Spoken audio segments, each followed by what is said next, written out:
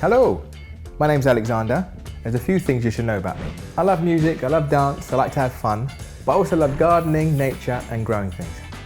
I was a gardener with the whole prim and proper, doing it the neat and tidy way, but now I'm doing things how Mother Nature intended. Is that an eagle?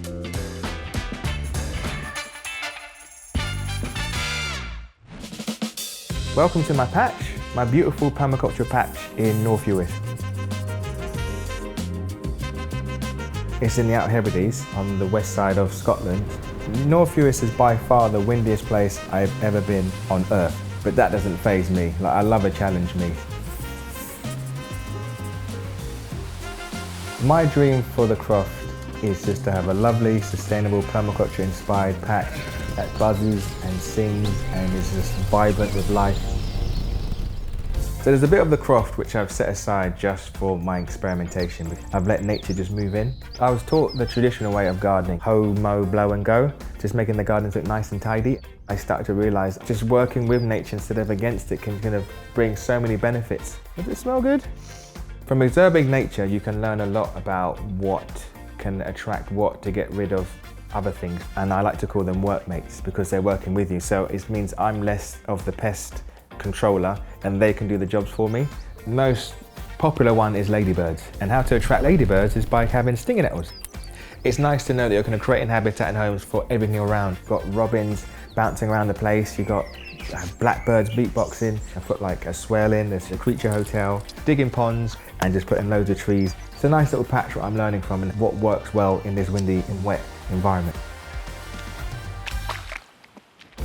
It would be silly for me to come here with the idea thinking I know what's best and just put in all the plants that I know of and see if they work. We need to learn from other people, like stand on the shoulders of giants, as they say. So today I've come to South Uist to meet Claire, who plants a lot of trees in her patch, and basically just to gather some knowledge, to learn what works, and hopefully I can bring some of these ideas back to my Croft. Place them in the middle. We're going to plant some hazel trees. So these are all locally sourced. They know the climate. Lovely. And they are native trees from here. It's a lovely plant. I like it. There's something relaxing about planting things, eh? Yeah. Squishy. It feels good. I'm helping out Mother Nature and Claire. So you better do good, trees. I'm gonna come back and visit. Today was lovely. Honestly, it was really, really nice. I learned so much of what works here and what doesn't do so well and what's native and what's non-native. So I'm gonna bring all what I've learned today back to the Croft and just see if I can work my magic and try and, in time, get to this stage. So the way I earn money in North Uist to enable to work as much as I can on the Croft is that I'm a seaweed harvester. Sometimes I don't see humans for the whole day. It's kind of strange. I see more cormorants, more seals, and more jellyfish. Julio! It's bobbing. Nature makes me feel good. It makes me feel me, it makes me feel free, my best when I'm outside. For me especially, because I've got ADHD, and I find being able to kind of burn off a lot of my thought process and get down and just immerse myself in nature, it balances me out. So I have a son called Cedar, it's like my right-hand man. Let's have a look in here for the worms in Cedar Bead. It's very important to me that he's rooted, well rooted in nature, because I know how good it made me feel. Yeah, look, touch it, look. So knowing at a young age, knowing he's immersed in this, he's going to grow up to have like the best mindset. Maybe if I had nature early on in my troubled times, it could have maybe have got me out of my dark times. Say bye. Bye, Mommy. Put your bum in. Growing up in London as a young black man had its challenges. I had some good times, but it's just the whole microaggressions kind of took the toll on me. For example, I got stopped for running by the police. I'm a black gardener slash crofter who's big into permaculture, doesn't mind getting his hands dirty. My role is really important in breaking down barriers. I make videos on YouTube.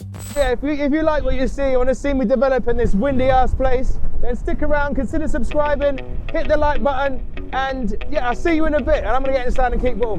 Representation goes a long way. It's nice to show anyone can do this. Anyone can get involved in nature, anyone can go for a walk, everyone can plant a tree, everyone can learn a bit more about their green space and the natural world. I kind of feel like it's my way of showcasing the fun side of gardening. So today I'm preparing a bed called a hugelkultur mound. It's a raised bed, and basically I'm putting it into place now because come springtime I can start planting out my veggies. Right, let's get cracking. That's a nice bit of wood. We've stripped the pallets, we've got a seaweed, we've got a nice pile of sheep poo. Any organic matter that you have, you can put on top of this. Oh, lovely to see the worms. And what will happen in time is that underneath, all that wood will just rot down and start to decay and feed your future plants that you put in there. Hugelkultur isn't just for people with loads of space, so you can use it on a small scale, whether it be a small garden, just a little patio, you can put it in a pot. Feel happy. It's fun making stuff like this.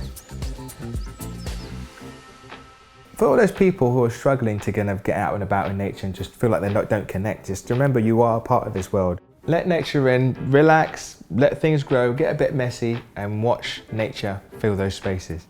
Keep spreading the word because it's important.